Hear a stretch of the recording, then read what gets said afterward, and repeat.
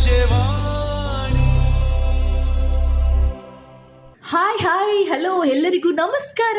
ನೀವು ವೀಕ್ಷಿಸ್ತಾ ಇದ್ದೀರಾ ಸಂಜೆವಾಣಿ ನ್ಯೂಸ್. ಇವತ್ತಿನ ಬಿಗ್ ಬಾಸ್ ಬಿಗ್ ಅಪ್ಡೇಟ್ ಏನು ಅಂತ ಈ ಒಂದು ವಿಡಿಯೋದಲ್ಲಿ ತಿಳಿಸ್ತಾ ಹೋಗ್ತೀನಿ. ಕಂಪ್ಲೀಟ್ ಆಗಿ ಈ ಒಂದು ವಿಡಿಯೋವನ್ನ ವೀಕ್ಷಿಸಿ.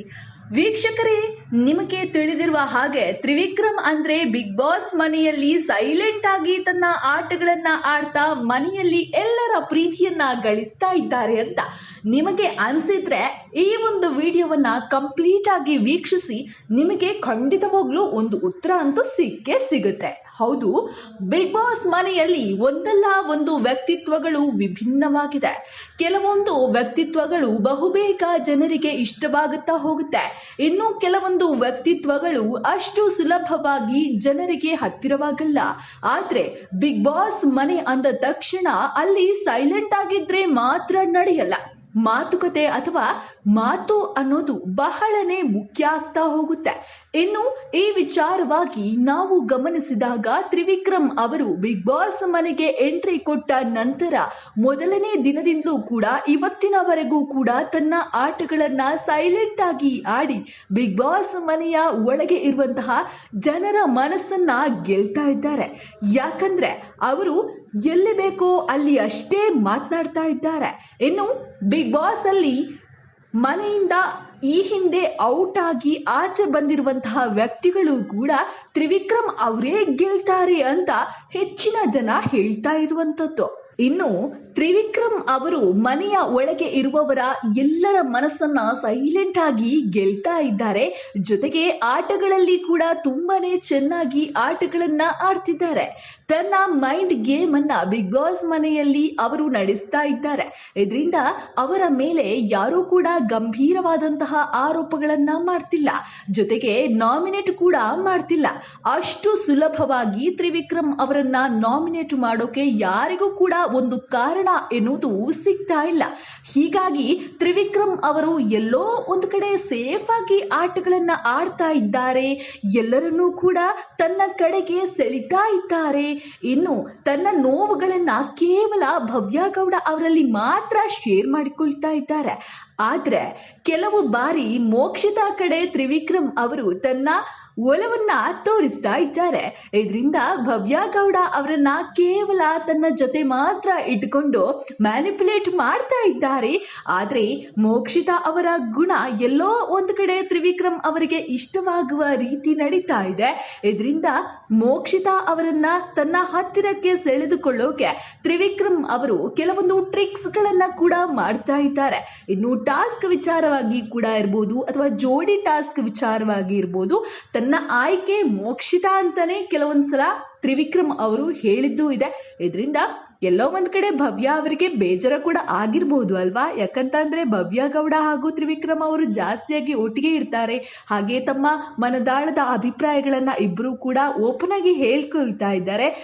ಎಲ್ಲೋ ಒಂದು ಕಡೆ ಅನ್ಸತ್ತೆ ಕೂಡ ತ್ರಿವಿಕ್ರಮ್ ಅವರು ಭವ್ಯ ಗೌಡ ಅವರನ್ನ ತುಂಬಾ ಚಿಕ್ಕ ಹುಡುಗಿ ಅನ್ನೋ ರೀತಿಯಾಗಿ ನೋಡ್ಬೋದು ಅಥವಾ ಒಂಥರ ಮಗುವಿನ ರೀತಿಯಾಗಿ ಟ್ರೀಟ್ ಮಾಡ್ಬೋದು. ಆದ್ರೆ ಅಲ್ಲಿ ಯಾವುದೇ ರೀತಿಯಾದಂತಹ ಒಂದು ಅವರ ಮೇಲೆ ಇರುವ ಒಂದು ಕೇರ್ ಅಷ್ಟೇ ನಮಗೆ ಕಾಣಿಸುವಂಥದ್ದು. ಅದರಲ್ಲಿ ಪ್ರೀತಿ ಎಲ್ಲೋ ಒಂದು ಕಡೆ ಇಲ್ಲ ಅಂತಾನೂ ಅನಿಸುತ್ತೆ. ಎಲ್ಲೋ ಒಂದು ಕಡೆ ಜಸ್ಟ್ ಕೇರಿಂಗ್ ಅಷ್ಟೇ ಇರಬಹುದು ಅಂತಾನೂ ಅನಿಸುತ್ತೆ.